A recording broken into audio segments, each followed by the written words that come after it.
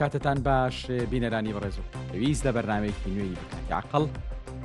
بۆ گەنگەشەی بابەتێکی دیکە لەگەڵی بەڕێز و خۆشەویست لەسەر خوانی ئەم گفتوگۆیە کۆبینەوە بابەتی ئەم جارەمان کە گفتوگوی لەبارەوەکەین بریتە لە هونەرمەند و ڕۆڵە کۆمەڵایەتەکەی ئایا هونەر هەر بۆ چێژ و خۆشی و جوانیە یاخود شتێکی زیاترە لەوە لە سەرەتاکانەوە بەتایبەتی لەو کاتی کە فەلسفەی هونەر و فەلسفەی ئێستاتیکا لە یۆنانە و سەری هەڵاو مشتومڕێک لەسەر هونەر دروست بوو ئایا هونەر هەر بۆ جوانیە هەر بۆ چێژە یاخود ڕەهەندی پەروەردەیی و ڕەهەندی فێرکاری و هەروەها ڕەهەندی بەرپرسیارەتی کۆمەڵاتیشیەوە لەو ناوەشدا ئایا هونەرمەند بە تەنیا کەسێکە کە جوانیە خوڵقێنێ یاخود کەسێکە کە لەگەڵ جوانی خوڵقاندنی شەمانە ئەخۆڵقێنێەوە پرسیاری فەلسەفی دروزەکە و لە هەمان کاتیشا جگە لە کارە هونەرەکەی لە بەرهەمە هونەرەکەی هونەرمەند خۆشی بەرپرسیارەتێکی کۆمەڵاتی هەیە واتە هونەرمەند بەس ئەو کەسە نیە کە پەیکەرێک دروستەکە یا پەیکەرێکە تاشێت لەوحەیەک دروستەکە پارچێک موزیک تۆمارەکە فیلمێک دروستەکە لەسەر و ئەمەشۆ خۆی ئەکرێ ئەم بەرهەمەش جۆرێک لە بەرپرسیارەتی کۆمەڵاتی تابێ و ئیشێکی گرنگ لە کۆمەلگای بکە بەڵام هونەرمەند خۆی لەسەر و ئەمەشەوە بەرپرسیارەتێکی دیکەی کۆمەڵاتی هەیە ئەویش دەرگیر بوونە لەگەڵ ئەو کێشە و ئاڵنگاریانەی کە لە کۆمەلگای هەیە اینجا ئەم دەرگیر بوون و مامەڵەکردنە ئایا هەر لە ڕێگەی مۆدیۆمە هونەریەکەوە ئەبێت واتە یا لە ڕێگەی ئامراز هونەر وەکو ئامرازێکەوە بێ لە بەرهەمەکان ڕەنگات و یاخود جگە لەمە بۆ نمونە هونەرمەند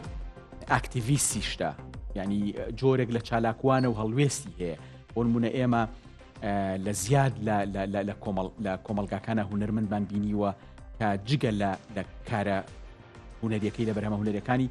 بەرپرسیارەتی کۆمەڵاتی هەبوو بۆ نمونە سینەماکارێکی گەورەیەک و گۆدار لەگەڵ ئەوەی کە سینەماکارێکی گەورە بۆ سیرەکەین هەم بیرمان تزروان ڕەخنەگرێکی باشی هونەری و لەگەڵی ئاکتیڤیست بۆ ینی لە هەموو ئەو خۆپیشاندانانی کە ئەکرا لە شۆڕشی قوتابیانە خۆپیشاندانەکان بۆ ئاشتی لە جیهانە هەتا لە ڤیددیوەکە باسی کوردەکە هەڵوێستی بەرامبەر بە کێشەی کورد و ئەوانشێ قسەکە ئێستا ئەوەی کە لەم بەرنامەیە ئەمانە قسەی لەسەر بکەین ئایا هونەرمەند بە تەنیا کەسێکە کە هونەرە خوڵقێنێ یا لە پاڵ هونەرەکەیە جۆرێک لە بەرپرسیارەتی کۆمەڵایەتیشی هەیە کە لە ڕێگەی هونەرەکەیەوە تعبیری لێکاوە خۆشی لەسەر و هونەرەکەیەوە ڕۆڵێکی کۆمەڵاتی بینێ ئەمە ئەم گفتوگۆ خۆش و شیرینەیە کە لەگەڵ دوو ئازیز دوو میوانی زۆر خۆشەویست گفتوگۆ یەکەم کە ئەزیز و خۆشەویستمان دکتۆر کۆسان ڕەشید هونەرمەند و مامۆستای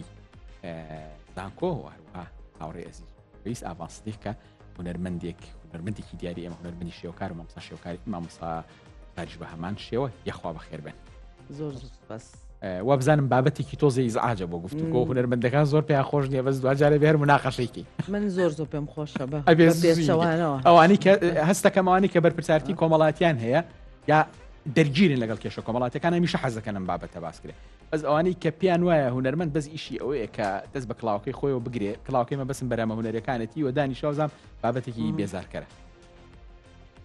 نازم هەر کەسێکتان قساکەن لە خزمەت سپاس مامۆستای بەڕێز بۆ ئەم دەرفەت بەڕاستی من پێم وایە ئەگەر سەر ئەم چەمکە قسە بکەین ئەبێ بگەڕێنەوە بۆ ڕیشەی هونەر زانین هونەر خۆی چییە هونەر بناسین وە هونەرمەند بناسین لە پاش ئەمانە ئەنجا دین سەیری ئەرکی هونەرمەند دەکەین وە کاری هونەری ئەبێت چی بێت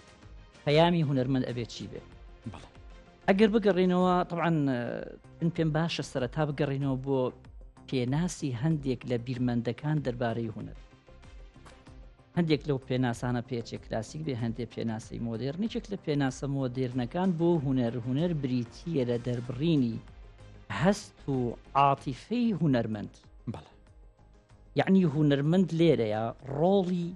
بە جۆرێک لە جۆرەکان متەرجیمە بینێت هونەرمەند عالەمێکی باڵنی خۆی هەیە ئەو عالەمە باڵنی کە هونەرمەند خۆی هەیەی جیاوازە لەو عالەمە موشتەرەکە کە هەمومان هاوبەشین تایە یەکترە بینین هەڵسەڵین و دانیشتنەکەین بەیەکەوە شتەکە خوێندنەوە بۆ شتەکانەکەین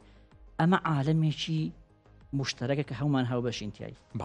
عالەمێکی کەمان هەیە عالەمێکی باڵنە و عالەمەیە کە من لە ناو خۆمان هونەرمەند دەوری چیە بینێ لێرەیە بە جۆرێک لە جۆرەکان ئەتوانم بڵێم دەوری متەرجیمە بینێت بەر ڕووداوەکانەکەوێت بەر دیاردەکانەکەوێت بەر بابەتەکانەکەوێت دێتە ناخی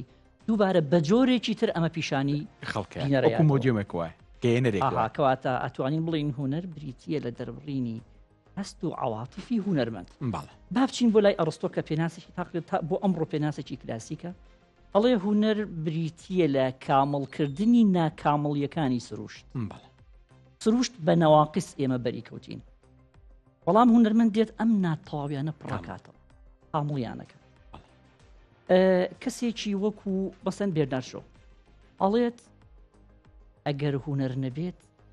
بەرگەی تاڵی ژیان ناگرین، بەرگەی حەقیقەتی ئەم تاڵیە ناگرین. هوەر دێت چیەکات؟ ئارایشتێک بە جۆرێک لە جۆرەکان فریوێک بەتەوەدا. پیکاسۆ ئەڵێت هوەر ئەو درۆیەک حەقیقەت ئەگەیێنێ. مەسەلەن گۆتە ئەڵێت ئەگەر ڕۆژانە هەندێک گوێ لە مۆسیقا نەگرین، دیمەنێکی جوان تابلۆیەکی جوان نەبینین، شعرێک نەخوێنینەوە، ئەحساسی جوانی ناسی کە خوا چاندوێتی لە ڕۆحی ئێمەیە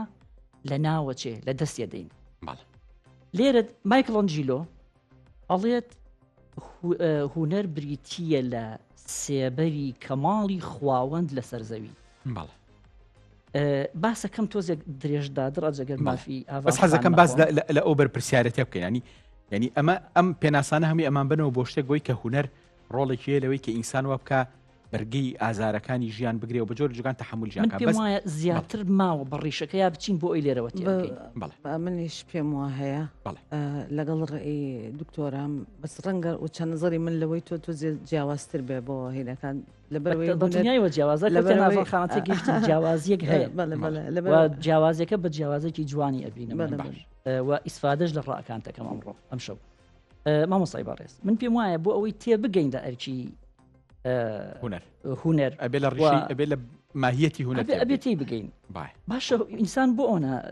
تامەزرۆیە بە هوەر، ئینسان بۆ ئەوەنە شەیدایە بە هوەر بە کەماڵ وەکو فارسەڵێ بە زیبایی بە جوانی ئەم بابەتە بێهۆ نییە. ئەگەر دەرفەتم پێ بنەمێت وەرگرتنی بکەم لە نێوان مەولانای ڕۆمی گۆتە و بڵین مایکلۆنجیلۆ. مایکلۆنجیلۆ نەحاتێکی سەردەمی ڕێنیسانسە، هوەر بریتە لە سێبەری کەماڵی خواوەند لە سەرزەوی. گۆتاڵەیە گەر ئێمە ڕۆژانە متابعی هوەر نەکەین جوانی نەبینین، ئەحساسی جوانەسی کە خوا چاندوێتی لە ڕۆحمانە لە ناوەچێ. مەولانای ڕۆمی ئەڵێت تۆ کاتێکە ئەوەنە مشتاقی بە جوانی، ئەوەنە ئەکەویتە ژێر کاریگەری جوانی بە بێهۆ نییە. واتە ڕۆحی ئینسان دەستپێکی لە دایکبوونی نییە. واتە لە دنیای عیرفانە ئێمە نە لە دایکبوونمان هەیە نە مردنمان هەیە، ڕاهگوزەریمان هەیە مودەتێک بەسەر زەوی. واتە من بێهۆ نییە منی ئینسان بە چێژ لە جوانی بینم لە مۆسیقایی بینم. بۆچی ڕۆح لە بەرەکانی ئەگەر ئینسانەکو ڕۆح لە بەرێک وەریگرە مقارنە بە ڕۆح لە بەرەکانی تر، بۆچی ئینسان ئارەزومەندە بە کەماڵ، ئارەزومەندە بە جوانی. ما هەمە ئەجزای ئادەم بوودەین دەر بەهێشت ئین لە هاشەنیدەین، یعنی ئێمە پێشووتر پێش ئەوەی کە بە ڕاهگوزەر بینە قاڵبی جسمیکی فیزیکی ئینسانی لەسەر زەوی، ئێمە پێشووتر لە ناو کەماڵی هوەرا بووین. بۆیە لێرە ئەوەنە مشتاقی هوەری وەتەینێکمان بیسکێکمان هەیە جۆرێک لە ئەوەی پێ ئەڵێت لا شعور و شعور و دێ ئەی شوبهێنێ بە کێوێکی سەخۆڵی نیا با بڵین بە هەڕەمێک. ئەم هەڕەمە لە سەدانەوە 2.5 بریتە لە لا شعور و لە سەدا 5 بریتە لە شعور لەکوێ لە ناو ژیانی زەمینیە. بەڵام مەولانا زۆر پێش فرۆید ئەڵێت باسی ئەم هەڕەمە ئەکات، بەس ئەچێتە دەرەوەی ژیانی فیزیکی زەمینی. بەڵێ ئێمە لە لا شعوری ڕۆحیمانە سەی بووە کە لە ناعالەمی جوانی ئەبێ بیتە سەر پرسیارەکەم لە بەرەوەی سەر بەرپرسیارەتە کۆمەڵاتیەکە زیاتر قساکەین. ینی ئەمە ڕیشەکەیمان ناس ئەمە ڕیشەکەی باشە. هوەرمەند لە سەردەمێک لە سەردەمەکانە لە قۆناغێک لە قۆناغەکانە لەوە ئەچێت کاری تەنها خەڵقکردنی جوانی بوو بێت. و حتا ئێستش ئەو ڕە هەیە، شتێکی غەریب نییە لە ئێستاشە ئەو ڕە هەیە هوەرمەند کاری ئەوەیە جوانی بقێنێت وەنیە؟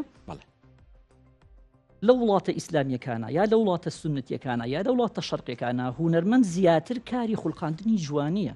معاملەکردنە لەگەڵ معنەویەتە، یان پیشاندانی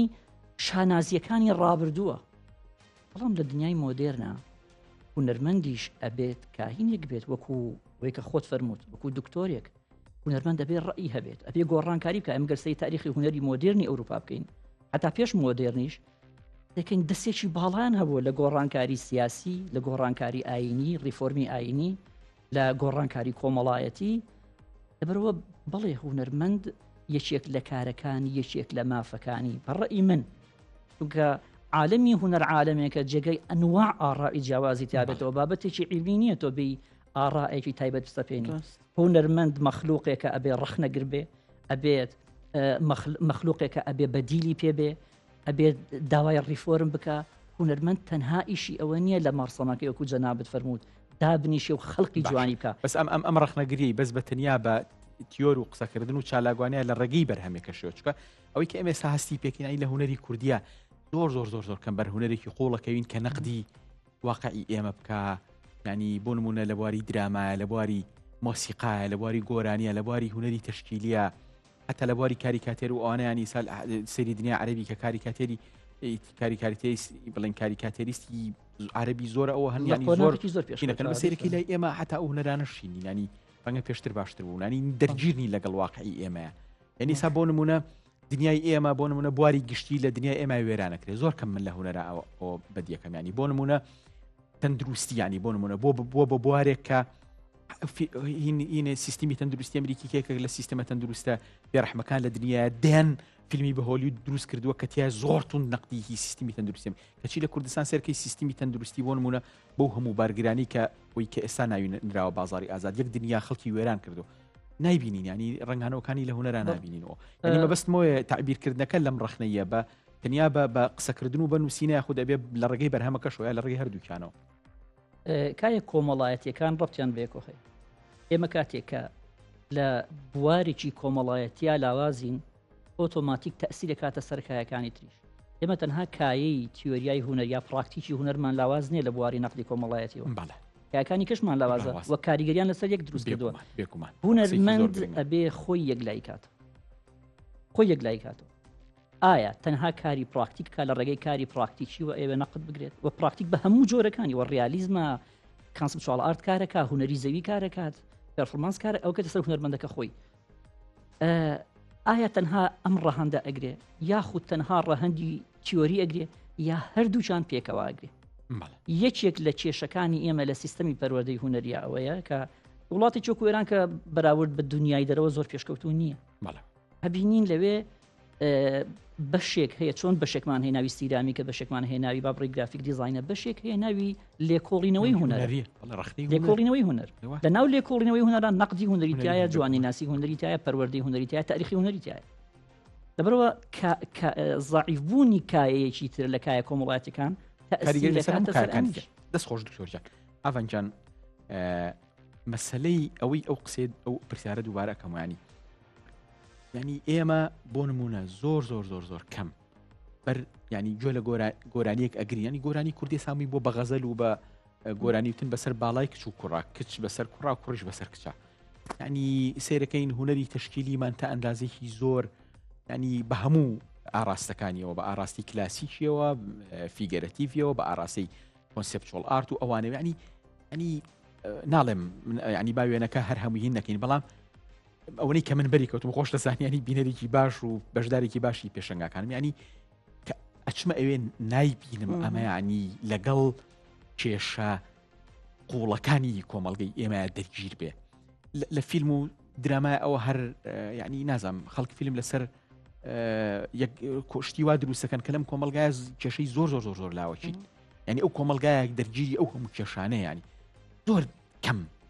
لە هونەرا ڕنگانەوەی هەیە. تەمان من لەگەڵ ئەوانیم کە هونەر ببێ بە ئاوێنەیەک و ڕنگانەوەی کۆمەلگا بێ بەس بۆچی ئەو کێشانە نابینین لە ناو هونەری هونەرمەندەکان؟ سێکە کاک یاسین لە ئەو تعریفی مامۆستایەکەم جار کردی ئێمە وەکو فەنان عالمێکی زۆر زۆر زاتیە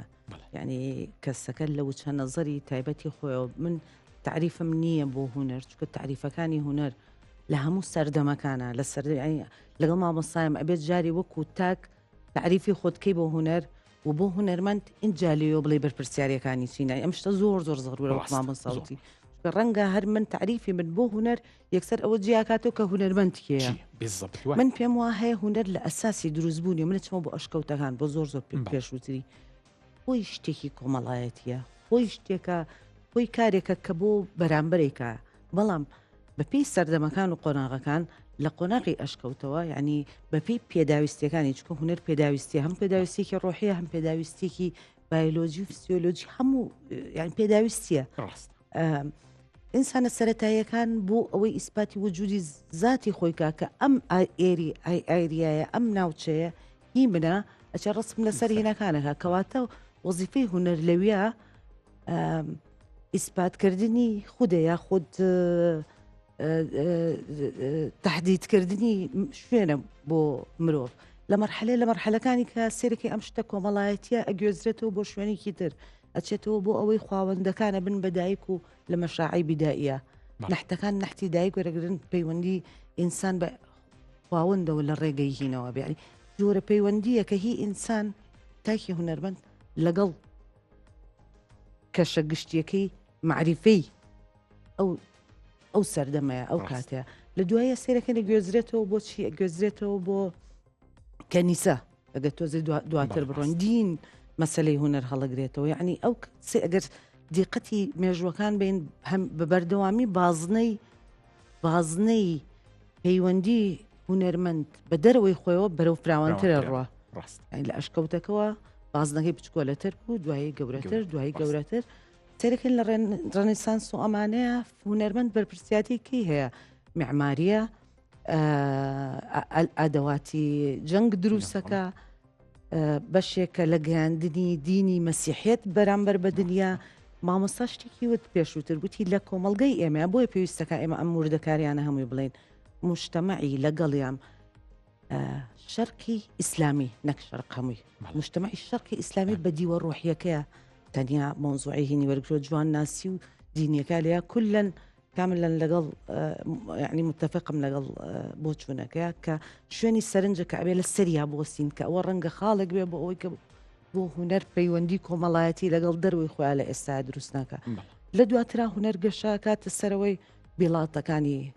فەڕەنسیەکان چوزان عایلەی ئۆڕۆستوقراتیەکان هونەر ئەو پەیوەندی لەگەڵ ئەوانە دروستەکە بۆ ئەوانە بۆ کۆمەلگانیە بۆ هەموو کۆمەلگانیە لێو مۆزوعی جوانی و جوان ناسی و کە هونەر تەنها بۆ جوانیە خستە بێتەوە مەرحەلەی زۆر وەرچەرخان لە هونەرە کەیتر بەرەو کۆمەلگە ئەکرێتەوە پێم وایە لە ئینتیباعیەکانەوەیە کە لەناو ستۆدیۆوە هونەرە بنەوە دەرەوە لەوێ هونەر ئەچێتە بەشێک لە زانستەوە کاڵین تێکەڵ بە کۆمەلگا بێ اینجا ئێستا تۆزیکە ئەچین لەسەر مۆزوعی ئەوەی چۆن تێکەڵ بە ماڵی ئێمە ئەبێت چۆن تێکەڵ بە سیاست ئەبێ چۆن ئەتوانێت فەنان هونەر مووقفی هەبێ یاخود فەنان مووقف دروست بکە تاکی هونەرمەندەکەی کە ئەم کردانە ئەکا کە بەرامبەر بەکی ئاراستەیەەکە هونەر ئاراستەی کیەکەی هونەر سەردەمانێک ئاراستەی ئۆڕۆستوقراتیەکان کراوە لە ڕاستیە لە ئینتیباعیەکانە هونەر لە ستۆدیۆیەتە دەرەوە ئیتر بەرەو زانستە ڕوە ئینتیباعێت و تەنقیت خۆی پێکسلە سەرەتا دروستبوونی پێکسلە پرسیارکردنە لەسەر خۆر ئاوابوون و خۆر لێرەیە ڕەنگی چۆنە بێ لەوێ چۆنە بێ یان لە مەرحەلەی ڕۆمانسی و ئەمانەوە هەڕواتە دەرەوە دواتر کە من پێم وایە هەرە پێچکردنەوە گرنگەکە دوای ئەوان کە یە مۆدرنەی کلاسیکە ئەلێرەوە شتەکان بەش بێت تعریفێک نامێنێ بۆ هونەر تعریفی هونەر ئەکەوێتە سیاقی هونەر خۆیەوە یعنی ئێستا ئەو تعریفەی بۆ کارێکی من ئەکرێوەکو هونەر یا نەقدەکەی لە سیاقی ئیشی منایە ئەوەی بۆ کارێکی مامۆستا ئەکرێ لە سیاقی ئیشی خۆیان نەقدەکرێ ئەو نەقدەی بۆ من بەکاریت بۆ ئیشکی مامۆستا بەکارنایەت یعنی ناکرێ هەمان خوێندنەوەی بۆ بکرێ لەبەرەوە وچە نەزەرەکان لێەوە جا ئەبێتەوە لە ساڵی 60ەکانی سەدەی 20ەوە کە ئیتر هونەر بە تەواوەتی ئەبێ بە هونەرێکی کۆمەڵایەتی یعنی بە تەواوەتی قاچ ڕاکێشێتە ناو کۆمەلگاوە لەوانە هونەری فیمینیستەکان دروستە بێت کە لە بەریتانیا لە 60ەکانەوە ئیتر ئەڵێ ئێمە ئەبێ دژی نادادی بوەستینەوە ئیتر هونەر بەشێکە لەوەی کە ئەبێ دژی نەعەدالەتی بوەستێتەوە تەیارێ دروستە بێ هەر لەناو ئەوەیە سیرەکەی ڤیددیو ئارت دروستە بێ پرسیاری هەیە لەسەر ڤیددیو لەسەر وێنە خۆی خودی وێنە وەکو نەقد سیرەکە یعنی چی تۆ وێنەیەکی ڕاگوزەر ئەم بەم هەموو خێراییە بەرامبەر بە چای منە جوڵێنی کە هەموو چرکەیەکی وێنە بۆی هەیە لەسەری بوەستی کە خاوەنی چەندین واتە ئەتوانێت لە خۆ بگرێ. مارسێل دۆخشام دروستە بێ کە بەرهەمی بمبورن بەس ئەبێ ئەو جملانە هەروەهی وەکو خۆی بڵم کە میسکردنێک لە ناو توالێتەکەیە بە واقعیتردا ئەنێ وەکو ئەوەی کە کارێک لە ناو تابلۆیەک یان شتێک بە دیوارێکەوە هەڵواسترا بێت و هیچ پەیوەندیەکی ڕاستەخۆ یا بەرهەمەکانی کارگە وەکو هونەر سیرکە. من پێم وایە ئەلێرەوە ئاراستەکان جیا ئەبنەوە بەوەی طبعاً ئەمان مێژوویەکیان هەیە ئەم مێژوەش لەگەڵ یا گەورە بوو بەڵام ئێمە بەشێک لە مێژوەکە هاتووەتە ناومانە بە تایبەت ئەم ناوچەی ئێمە و من پێم وایە شەرقی ئیسلامی بەگشتەکەی ئەو دیوە ڕوحانی وەرگرتووە کە هودەربەند کەسێکی تایبەتە و پیرۆزە و ناسکە و جیاوازە لە خەڵکیکە من نابینم بۆ چەند نەزەری من هونەرمەند نابینم جیاواز بێ لە خەڵکیکە پێشما ئەو پیرۆزکردنی هونەرمەند خۆی بۆ خۆی بە تەواوەتی دابڕیدێتی هی هونەرمەند لە کۆمەلگا باش ئەو چەند نەزەرەکەی جەنابەت پێم وابێ لە ئەڵمانیا ژیاوی و ئاگداری مێژووی هونەری ئەڵمانی و ئەڵمانیاشەی ئێمە لەوێ مەدرسەی باوهاوسمان هەیە باوهاوسیەکان زۆر هونەر بە کۆمەلگاوە بەستنەوە ئەسان باوەریان بە هونەرمەندێک نەبووە کە بۆ نمونە ئیشی زۆر پراکتیک و ئەوانی نەزانی بە هونەرەکەی ئەوەندە عملی نەبوو بێ کە کۆمەلگا بتوانێت ئیسفادەی لێ بکەوە بەرپرسیارەتە کۆمەڵاتەکانیان حتا بۆ نمونە لە مەسەلەی دیزاینکردنی شوقە و ئەوانانی ئەوان تا ئەندازێکی زۆر لەو شوقانەیە کە ژیانی کۆمەڵاتی تێکەڵە ببێک بەشێکی زۆر دەوان ئیشیان لەسەر چەند هەیە لەسەرەوەی کە پرۆژەکانە شکستینە لە دنیای تازە سەبوونە بانکسیمان هەیە ئێمە ئەنی بانکسی بۆ منە بەڵێ لە غەزە یەک گرافیتی دیواربندێکە کاکە پرۆتێستۆیی توندی ئیسرائیلەکانەکە لە هینا دەرەکە ینی زۆر ئەگەر نمونە بینینەوە یەک دنیا نمونەمان هەیە ئێمە بەس قسەکە لەسەر ئەوەیە کە سێرەکەی لە دنیای خۆر ئاوای ئەمە ڕەتی بە ئازادیەوە هەیە لە دنیای خۆر ئاوایکی بەس بینین هونەرمەند زۆر دژە سیستمە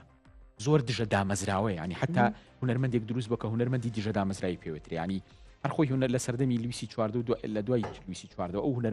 هونەرمەندی مؤسساتی کە زۆر هونەری مؤسساتی کەینە بێ بەشێکی زۆری پێم وابێ ئینطیباعەکان کە دێنە دەرەوە بەشێکی زۆری هێنانی هەست بە ئاراستەیەکی دژە سیستمەکەی لە هونەری هی خۆر ئاوایە بەس لێرە هونەر زۆر هاوڕای سیستمە و لەگەڵ سیستماڕۆ ئەو جیاوازیت ڕەتی بچی من پێم وە هەیە هونەر لەوێ دژە سیستم نییە بەو شێوەی کە ئەیبینین بە نمونەیەکی بچکۆلە ئیشەکانی وەک مامەساوتی لێرە شتەکان پەرلێل هەمویان موازی بەرامبەر بەیەکە ڕۆین ئێمە هیچ مؤسسەیەکمان نییە ئەگەر من ئەکتێک بکەم وەکو هونەرمەند یا مامەسایە هەر هونەرمەندێکی کە ئەکتێک بکە وەکو هونەرمەند مؤسسەکان بێن هەڵیگرتنەوە ئیشی لەسەرکەن بارزیکەن کە ئەم کەسە شتێکی وای کردووە هەر بە نمونە بێنینەوە بانکسی خۆی ئەبێ بە پاڵپە شتێک بۆ زەهرادۆغان کە ژنێکی کووردە ئەگەر زەهرادۆغان هەر لە ناو ئێمە بمایەتەوە لە ناو سجنە بووە هیچ کەسێ نەیە ناسی بە یەک سکێکی بانکسی لەسەر دیوارەکان زەهرادۆغان ناوی ڕۆشت زەهرادۆغان ئێستا لە شوێنی زۆر باش ئەرزەکە بۆچی لەبەرەوەی تەواوی کۆمەلگاکە و تەواوی دام و دەستگا و سیستمەکان و دامەزراوەکان کار بۆ ئەم هونەرمەنداکان تەنانەت وەکیکیوک و بانکسی کە ناوێ بێتە ناو سیستمەوە لە بین دوو قەوسە بانکسی ناوێ بێتە ناو سیستمەوە کاریەکە لەسەر دیوارەکان و ڕایەکە بەڵام سیستمەکە خۆی ئەمەنە بەهێزە دام و دەستگا هونەرەکان و سیاسەتی کولتوری ئەوێ بە جۆرێ لە جۆرەکان هەر ڕاپێکی کردوتەوە ناو سیستمێکێک لە دیوارەکان هێنا بکران بەلەو حەو فرۆشت جۆرە لە مامەڵەکردنی ئەو مەزاتەی کە کرا ئیشەکانی هاتە خوار و لە ئەخیر دقا دوگمەکەنیان هێش بدڕێ و ئەمانە جۆرێکە لە سیاسەتی کولتوری بەڕاستی کە سیستم ناهێڵێت تۆ لەو دەرچین لەوێ ئەوە سێنێ لە تیاتە و شۆیتایە بۆ بەرزکردنەوەی نرخی ئەو بۆ بەهادانانی زیاتر بە بانکسی بەس پرسیارەکەەوە لە کۆمەلگای شەرقی ئیسلامیە هونەرمەند لەگەڵ کۆمەلگاکەیە یا لەگەڵ موسساتەکانە ئەمەنە تەبا بەیەکەوە ئەم ڕێڕەوەیان گرتووە کە هەموو بەیەکەوە ئیش بکەن من پێم وایە پچڕاویەکی دابڕانێکی گەورە لە بینی کۆمەلگە و هونەرمەندا هەیە بمبورە ئەمەش سەبەبەکەی ئەگەڕێتەوە بۆ چی بۆ ئەوەی کە کۆمەڵگە و سیاسەتی کولتوری ناتوانێت پەرەلێل لەگەڵ هونەرمەندا ئیشکا و هونەرمەندیش بەشێکی نەقدەکە لای هونەرمەندە خۆی دوور ئەکاتەوە لەوەی وچە نەزەر و ڕوئیای ئەم وایە کە ئەم بەشێک نییە لەو کەم ئەتوانێت لە ژوورەکەی خۆیان بە حاڵەتێکی تەسەوفی و دەروێشانە بەرامبەر بە دنیای دەرەوە بکەوێت ئیتر باقی شتەکانی تر پەیوەندی بمۆنیە بەڵام وچە نەزەرەکە لە غەربە بە نمونە ئێڵێم کە بەشداریکردنی بینەر لە ناو کارە هونەریەکەیە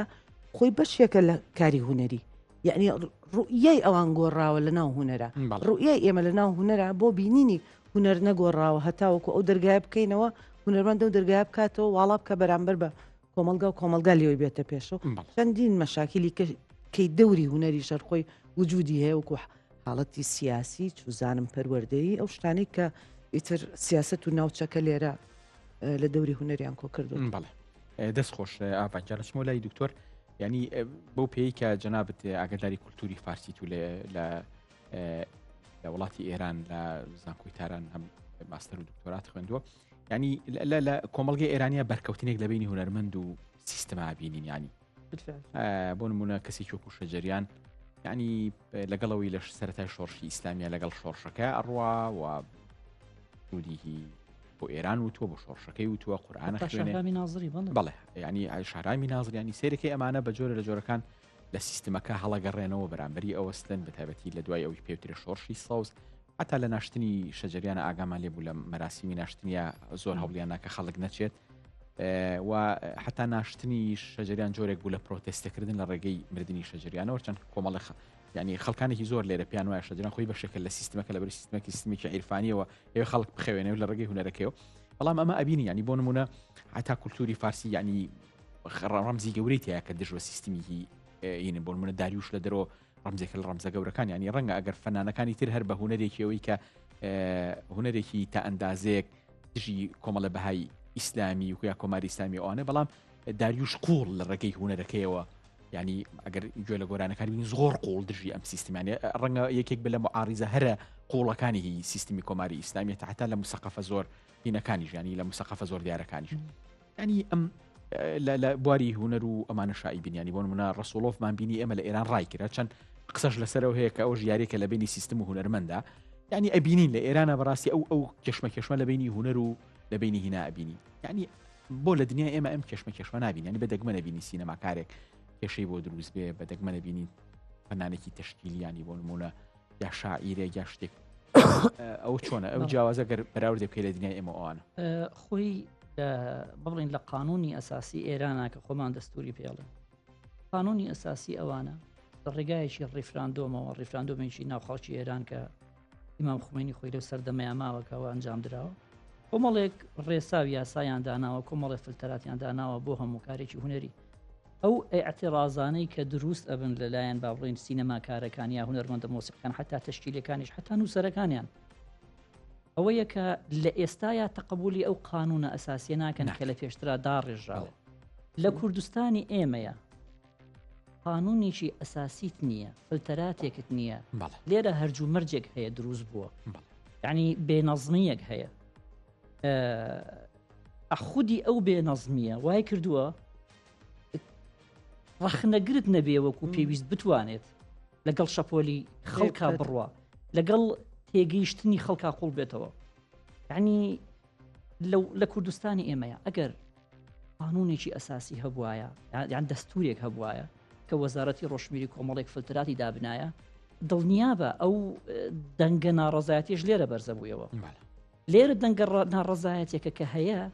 بەرامبەر بە سیستەمەکە نییە دەنگە ناڕەزایەتێکە لە نێوان خودی هونەرمەندەکانە یعنی شەڕەکە لە ئێران گوازراوەتەوە بۆ شەڕی هونەرمەند لەگەڵ قبوڵ نەکردنی هەندێک بەڵین سنوور و حدودی هونەر بەڵام لێرە شەڕەکە لە نێوان هونەرمەند و دەسەڵاتەکەیان نییە یا یاساکەیان نییە لەگەڵ نێوان خودی هونەرمەندە لەگەڵ هونەرمەندێکی کا هەیە بەڵێ ئەگەر بینەوە سەر ئاوان شەرقی هەڵاتی ئیسلامی جاکرەوە نەمڕۆ لە کەلار لە هینە بووم لە کۆنفرانسێکی گەنجان بووم سپیچەکەم پێشەش کرد لەسەر مەسەلەی هاندانی بەگەڕخستنی تواناکانی گەنجان لە پەرەپێدانی کولتور و هوەر و ئەوانە یەکێک لە گەنجەکان بینی کردوتی ئێمە لێرە فیلمی سینەمای عرضەکەین شتی زۆر ئاسایی عرضەکەین بەڵام کۆمەڵی خەڵک بەناوی ئیسلامەوە دێن زۆر بواری ئێمان بەرتەس کردوتەوە ئێمە ئەتوانی پێکەرسازی بکەین لەسەر بە بیانی بتپەرستی لێمانەیەن ینی ناتوانین لە فەنی تشکیلا بەدڵی خۆمانەگەر بۆ نمونە دیمەنێکی ئیرۆتیکی یا ڕۆمانسیە بێ بیکێشین شەڕێکی زۆر ینی تا چەند بۆ نمونە ئەم کولتورە دینیە تا ئەندازێکی زۆر بە تێگەشتنی عەربی هاتوتە کۆمەڵگەی ئێمە تا ئەمە چەند تەسیراتیە لەسەر ئەوەی کە هونەرمەند ئەو وێنەی هەبێت کە ئاوانوتی سوچی قەناعەت بگرێ و جۆرێک لە گۆشەگیری هەڵبژێرێەوە لە ترسی عوام و خەڵکی حەشامات و ئەوانە ینی نێوێ ڕۆڵێکی کۆمەڵاتی بینە لەبەروی ئۆتۆماتیکی یەکسەر تووشی تونند و تیژێ بێ ڕەنگە بشکوژێەوە ئێمە حقیقەتێک هەیە ئەبێ دانی پیا بنین من خۆم کەسێکی متەدەینم بە شانازی بەس یەک حقیقەت هەیە نەسە دینیەکان یان لێکدانەوە بۆ نەسە دینیەکان بۆتە هۆکارێک ئەتوانم بڵێم لێکدانەوە بۆ نەسە دینیەکان بۆتە هۆکارێک بۆ مەحدودکردنی هوەر مەحدودکردنی ئازادی هونەرمەند بەڵام بە تێگەیشتنی من لە خودی دین هیچ ڕێگریەک ناکات لە بەرهەمی کاری هوەری لە هەر بوارێکا بێت من هوەرش و پێنم بەم کوپە من ئەتوانم لەم کوپەیە شەراب بخۆم ئەتوانم شەربەت بخۆم خودی کوپەکە وەسیلەی حرام و حەڵال نییە ئەوەیە کە من تای بەکارێنم کاری هوەری وایە تۆ ئەتوانی کارێکی هوەری بکەیت لە هەر بوارێکی هوەرا بێت نەقدی دەسەڵاتی پێ بکەیت خزمەتی ئینسانی پێ بکەیت جوانی ببەخشیت خراپێک بگۆڕی بە باشێک لەبەرەوە دین یاخوا هیچ عداوەتێکی لەگەڵ مۆزیکانی لەگەڵ تێگەشتی کەسەکان قەڵەنجافێک تۆ ئەتوانیت جوانتری نووسینی پێ بنووسی ئەتوانی ئیمزایشی بکەیت بۆ لە سێدارەدانی ئینسانێکی بێتاوان خودی قەڵەنجافەکە تاوانبار نییە شێوازی بەکارهێنانەکە تاوانە لەبەرەوە من هوەری جووا بینم تۆ ئەتوانی پێیکرد مۆزیک حتا هەموو بوارەکانی شێوەکاری بەکاری بێنی بۆ کارێک کە خزمەتی ئینسانی تابێت بەنسبەت ئەوەی کە بەس لە کۆمەڵگە ئیسلامیەکانە هوەر ئیش لەسەر جوانی و معنەوێتەکە ئێمە هوەری چینیشمان هەیە بە هەمان هوەری ژاپۆنیمان هەیە هەروایە هوەری هندی وەکو جەنابەت فەرمووت هەمانەوەیە ئێمە تەنها پڕەبت نییە بە ئیسلام و ئەم بابەتە بەڵام ئیسلام لەبەرەوەی بوعدێکی عیرفان وەکو هینەڵێ مەغزێکی کڕۆکی ئیسلام عیرفانە لەبەرەوە دێت لێرەوە ئیش لەسەر معنەوێتەکە ئیش لەسەر جوانێکە زەخرەفە معاملەکردن یا هاوتاکردنی ئینسان لەگەڵ سروشت ئەمەیە ئەنا بابەتی ئیشکردن لەسەر معنەوێت و وەکو فارسەڵێ ئیشکردن لەسەر زیبایی شناسی تەنها تایبەت نییە بە کۆمەڵگای ئیسلامی دەست خۆشە دکتۆرجان ئەگەر قسێک زۆر بێ پەردە و بەڕاشکای قسە لەسەر هونەرمەندی کورد بکەین یعنی قسە هەیە لەسەرەوەی کە ئەم هونەرمەندانە بە جۆرە لە جۆرەکان لەبەرەوە بێدەنگن ئەنی بۆ نمونە کاتێک کە دۆخێک دروستە بێ کۆمەڵگەی ئێمە هەڵپژانێک بە ڕووی دەسەڵاتە یا بە ڕووی حیزبەکانە هەڵەپژێ ینی سەرەکەی هونەرمەندەکان بێدەنگن هەر زۆر کەم قسە ئەکەن زۆر کەم ینی دەنگ و تاک نەبێ نایەنە ناو ئەم حرەکاتانەوە یا حتا کاتێکیش کە بۆن ئەگەر کۆمەڵگاش بێدەنگبانی هونەرمەند لەبەروی کەسێکی وشیارە و ناشرینەکان باشتر درکەکە پێویستە زووتر قسە بکە قسەی لەسەرەوەی کەم هونەرمەندەکان بە جۆرە لە جۆرەکان ینی هونەرەکان کردراوە و ئەوان بەنوع لە نوعەکان لە بەرامبەر ئەم کڕینە بێدەنگ بوون ینی بۆیە ئەبینی سیرەکەی ئیشان بۆ بەلەو حەفرۆشتن بە مەسئولەکان ڕۆپامایکردن بۆ ئەم مەسئول بۆ ئەو دەوڵەمەند و دوجاریش هونەرەکەیان لە هەر قوڵاییەکی معنەوی و مانایی ئەوەی کە مانایەکی هەبێ کە دژە دۆخی باوە خاڵی بۆتەوە ئەمە قسەی تاچەند ڕاست من پێم وایە یەکەم جار چاوەڕوانیمان لە هونەر چیە بێ و پرسیارە بکەین بۆ چاوەڕوانیمان لە هونەرمەند چییە هونەر مەجموعەیە کەرەستەی خۆی هەیە ئەم کەرەستانە ئەگەر ئێمە چاوەڕێ ئەوەین هونەر بە زمانی سیاست هونەر بە زمانی ناڕەزایەتی سەر جادە هونەر بە زمانی عەوام قسە بکە ناتوانم بە هەڵەیاچین بەس هونەر پرسیارەکە بێ لەکەین هونەر بۆچی باشە ئەی یعنی بۆچی شتێکێنایی هونەرە لەبەرەوەی هونەر کەرەستە و قسەکردنی جیاواز بەخۆی هەیە و من لەگەڵ ئەو شتیان نیم کە هونەر لە ناو کوردستانە هین بێت یعنی ڕبتی بە شتە کۆمەڵاتیەکانە ئەگەر بە نمونەیەک بیهێنینەوە مەسان لە شۆڕشی کوردیە ئەی پێشمەرگەی قارەمان و گۆرانەکانی حەمەد جەسا و ئەی شەهیدان و ئەوانەی یعنی هوەر ئەسڵەن لە ئەساسی دروستبوونیە لە شەستەکانەکەیێتە ئەم بەشەی باشووری ئێمە وەک هوەرێکی مقاومەیەتە ناوەوە شانۆیەکان وەک هوەرێکی بەرەنگاریەتە ناوە بەس خەلەلەکە بە تەسەوری من لەکوایە سەریکا گەر نمونێکی بچکۆلە بێنینەوە لەگەڵ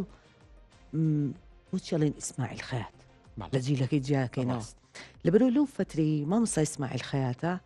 هوەری کوردی بەتەواوەتی هوەرێکی مقاومە بوو هوەری مقاومەش چیە ئەو زمانەیە بەو زمانە ئەخافتێ کە تەواوی کۆمەڵگاکە و سیاست پێی دواوە ئیسماعیل خەیاتیە چیەکە لە هەمان کاتە وەقابل ئەو ئیسماعیل خەیات کورد نەبوو بێ قەومی نەبوو بێ یا بڵێم بەڵام ئەو تەرکیزە کاتە سەر خودی هوەر خۆی داهێنان لە ناو هوەرە من لەسەر مامۆستا ئیسماعیل نووسیەوە تەرکیزی چاکم کرۆ سەر و فترەی کە لە هوەری مقاومە خۆی جیاکاتەوە زۆر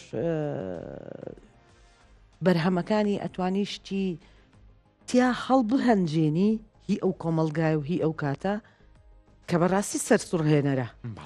ئەگەر ئێستا مامۆستا ئیسماعیل عەرزێک بکرێتەوە لە دنیای هوەراوی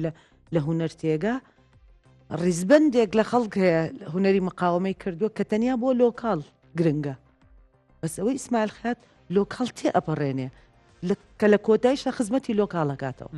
مەبەسما لەوەیە کەواتە زمانێک هەیە داکرێت داوا لە هوەرکەین بە زمانی سیاست و بە زمانی ڕۆژانە قسە بکەن بەڵام ئەکرێت داوا لە هوەرمەند بکەین وەکو ئینسان وەکو ئەکتیڤیست تۆ لەکوای ڕاستە زای تۆ لەکوای هی نەکەینانی وێنەکەەوە نەکێشین کە هەر هوەرمەندەکان هیچ هەڵوێستانە بە لە ڕاستە یعنی ئێمە زوڵمێکی گەورەیە ئەگەر بیکەین بۆن لە بواری شانۆی ئێمە ئیپی بڵین کۆڕی شانۆی بامان هەبوو کە بەرهەمەکانیان زۆر ورد تعبیری لە ئازارەکانی مەکرد حتا هەندێک ئیشی شوان ئەتوف مۆنۆدراماکانی شوان کەریمیانی لە بواری تشکیلی هوەرمەندەکانی ئێوە هاوڕەکانی ئێوە ینی حتا لە بواری کۆژانە ئەوانەی کە ڕەتی بە ئازاری ئینسانی کوردەوە هەیە ینی هوەرمەندانی وەکو مامۆستا و ئەوانە لە بواری مۆسیقای بۆن منە گۆرانی بێژی خودداری قەرداغی و بورهان مەجید ینی ئەمانە سەرێکی گۆرانیان هەبوو زۆر دەرگیر بووە لەگەڵ ئازارەکانی ئێمە حتا ئەوشی کە بەدەستی دەسەڵاتی خۆماڵی کە دەرگیری بووین بەڵام قسەکە لەسەر ئەوەیە کە ئەم هوەرە ئەگەر بەرفراوانتر بووایە و حتا ئەگەر لە ڕێگەی هوەریشەوە تعبیری لە خۆی کرا ڕەنگە کاریگەری گەورەی هەبووایە پرسیارەکە لەوە بکەین ئێمە چاوەڕێی ئەوەن بڵێن لە ناو مجتەمەعی ئێمەیە بۆ نمونەوە نووسەر بەختیار عەلی دەرکەوتووە بەختیار عەلی کاتێ باسی داگیرکردنی تاریخیەکە بۆیە باسی طبعاً ئەدەبەکەم لێرە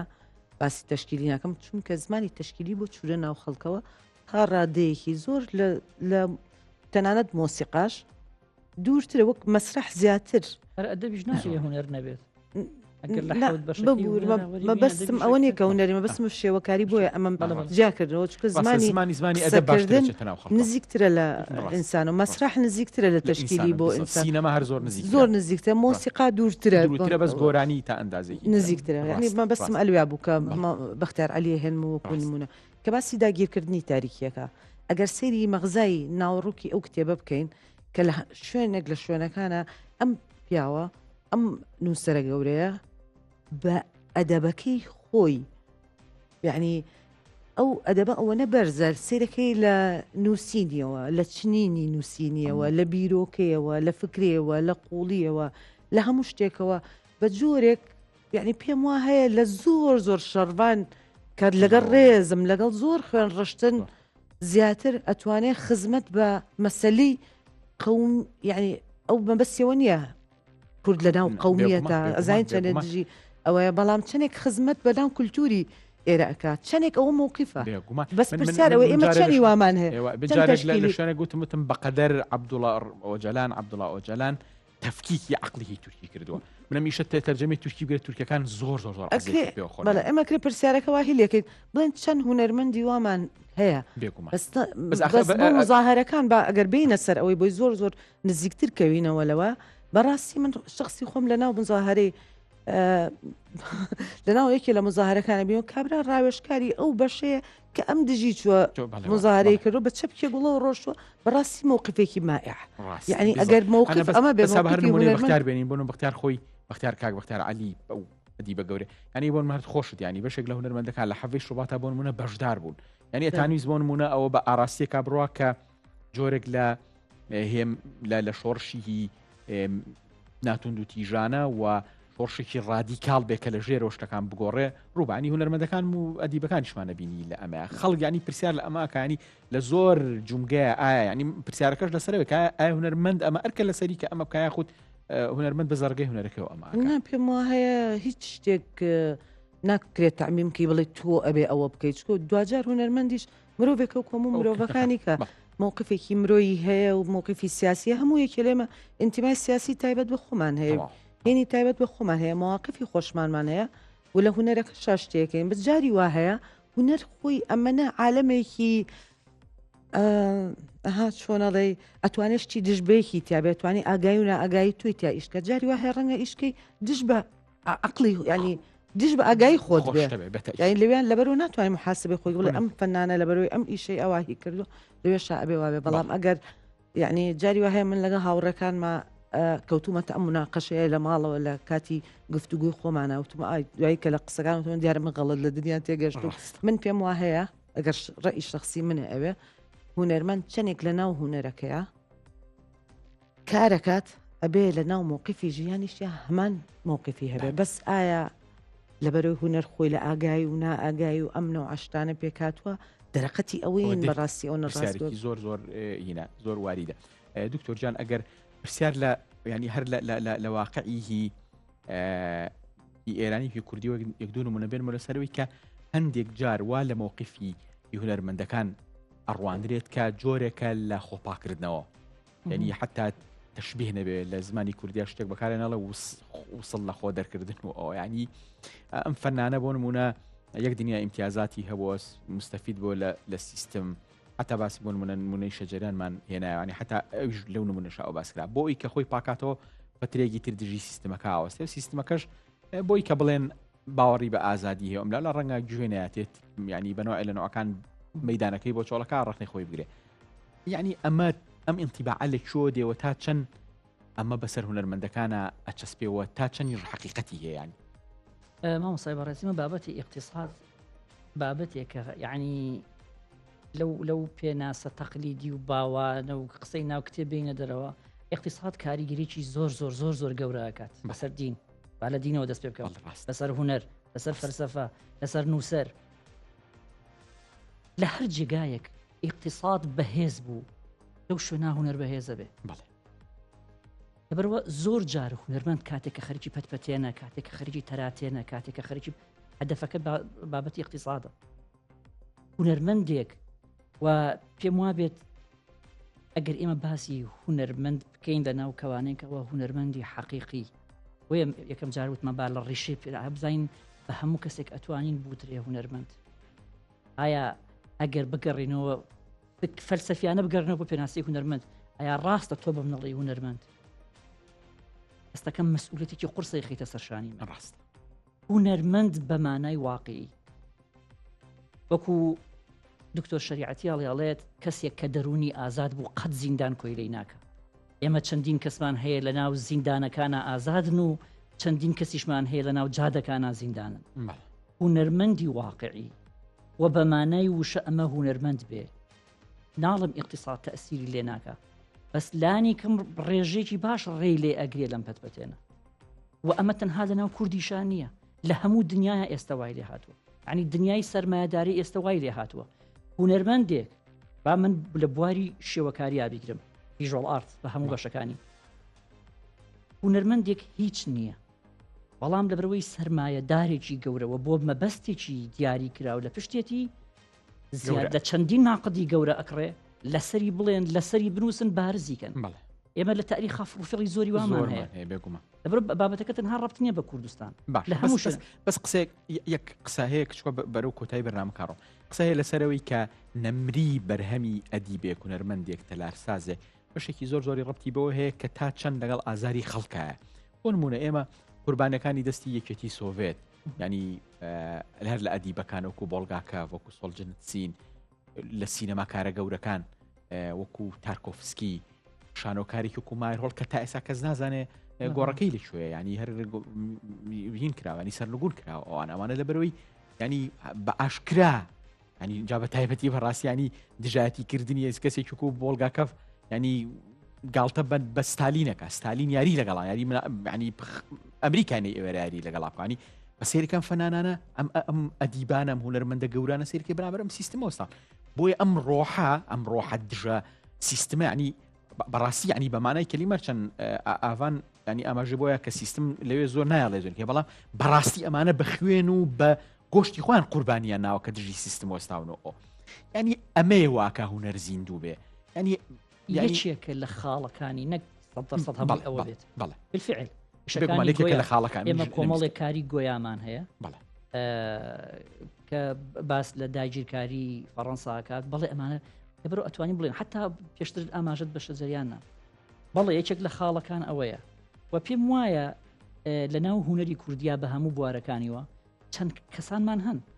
کە لەگەڵ ئازارەکەیا بووە بەڵێ مامۆستا قادر کابانمانێکە بەهۆی شەنەتەوەیەکانی و سەرنگون نەکرێ مەبەستەکە لەوەیە ینی کە ئەم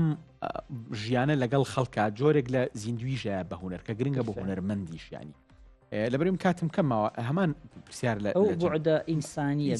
بەڵێ ئەو ژیان لەگەڵ کۆژانەکانی ئینسانی کۆمەڵگەکە کە هەستت بە ئازار کرد ئەوە زیندوی بەس کاتێک کە هەست بە ئازاری کەسی تر کرد ئینسانیت بالفعل یەکێک لە تایبەتمەندیەکانی زیندوو بوون وەکو فارسەڵێ ماندگاربوونی ئاسەری هونەری ئەوەیە کە لەگەڵ ئازاری میلەتا بێ کە دەرهاویشتەی هەناوی میلەتەکە بێ بەڵێ دەستخۆش دکتۆرجان وەک دو پرسیار لە جەنابەتەکەم بەشێکی باش لەو ڕخنانێکی خوێنینەوە لەسەر هونەرمەندی کورد بە تایبەتی لە باشووری کوردستان کە قسە ئەکرێت لەسەرەوەی کە تاوان قسە بەڕەهایی ناکەین ینی زۆرینەی هونەرمەندەکان ینی هەم هونەرەکان هونەرێکی تا ئەندازێک هونەرێکە بۆ هونەر و نزیک نییە لە ئازارەکانی خەڵک نزیک دەرگیر نیە لەگەڵ کێشەکانی خەڵک ینی سا بۆ نمونە ئەگەر سەیری ئەدەبی بەختیار عەلی بکەین لە مەرگی تاقانی دووەمەوە هەتاوەکو نەفرەتینەوە بەهاران هەمووی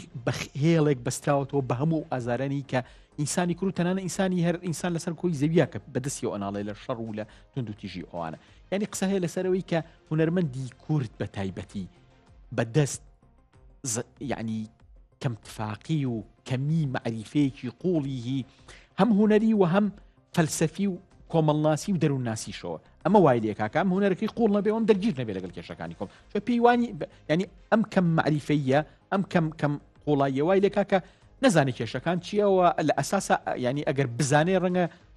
هەستی دەرگیربوونی هەبێ ئەمە تا چەند لەگەڵ ئەمای توێ هەزەبێ لەگەڵ لەگەڵتان معریفەی فەنانەکە ینی دنیا بینی ئینسان بۆ کێشەکانی دەوروبەری ئەوە تهدیدی ئەوە کە چەندێک تۆ توانی لەناو کۆمەلگاکە یابی بەڵام من دیسانەوەیمەوە سەرخاڵی کە پێشتر باسم کرد کە زۆر سوورم لەسەر ئەوە ئەگەر ئێمە جارێ ئەدەب تۆزێ جیاوازە بەختیار عەلی ئەدەبەکەی زۆر دەڕۆ بەڵام لە تەشکیلیە ئەگەر سێریکەی لەوانەیە بە مووقف نەیبینی ئەو کاری کە هونەرمەندێک وەکو مووقفێکە مەسەلەن چۆنی بۆ نمونە هونەرمەندێک هەیە سێم شتە چەنێ بەسیتە بە ئۆنلاین چکەسا زمانی ئەم تەکنەلۆجیایە پەیوەندی لە سەر ئەنتەرنێتە کردووە بە ملیۆنێ خەڵک نازام چەندێک گوتوێتی لێتە لە شارەکەی خۆیان سبێنێ لە سەعات شەشی ئێوارەیە لە محەتەی قیتارەبین بەشداری ئەوواکەن سبێن سەعات شەش لە محەتەی قیتار بن و لە نامەیەکتان بۆیت ئاگاتان لە نامەکە بێ خەڵکانێکی زۆر هاتوون بەشداریان کردووە لە ناو ئەوەیە هاتوون تە محەتەی قیتارەوە کۆمەڵە خەڵکانێک لە سەعات شەشە نامەیەکیان بۆیە ئاسمانکەن هەمووی سەیری ئاسمانەکە هیچ شتێک ڕوونایە باسی کۆنتترۆلکردنی ئینسانێکەکە بەجمع ئینسانکە شتەکە چەندێک واقعە و چەندێک بە ئینسانەکان خۆیکە و چەندێک خۆ دەخاتەوە بەر پرسیارەتی تەشکیلی مۆدرن لە ئیمکانیا هەیە ئەمانە بکە بەڵام ئەگەر ئێمە چاوەڕێ بین تەشکیلی بە زمانی بەختیار عەلی بەسم بۆ نمونە ئەتوای بڵێ تەشکیلی هیچ مووقفێکی نیە بەس من وا نبینم کە تەشکیلی مووقفی نەبێ بەڵام بە کەرەستەکانی خۆی قسە لەسەر کۆمەڵگاکە و ئایا لەوەیە کە توانیوێتی ئەوە نەزیینو بێ ئەو پەیوەندیە دروستکە لەگەڵ ئێستای کۆمەلگاکەی و لەگەڵ ئێستای ئەو کەرەستانەی کە لە دنیاە ئیشی پێەکە ئەتوانێت ئەو یعنی بیگەێنێت ئەمایان کەوتوتە سەر هونەرمەندەکە یعنی کەوتە سەر هەردوو لە کۆمەلگاکەش و هونەرمەندەکەش نێتوانی بیگەێنێ. زۆر زۆر زۆر سپاس ئاڤانجان کاتی بەرنامەکەم تەواو دکتۆر کۆساری ئەزیز و خۆش کۆساڕەشید هونەرمەند مامۆسای زانکۆ عزیز و خۆشەویست ئاڤان سدیق هونەرمەندی شێوەکار ئەزیزان بەڕێزان خۆستانەکەم کە لە بەرنامەیە لەگەڵ ما بوون خۆشەویستان منیش کۆتایی بە بەرنامەکەمێنم دووبارەش سپاس.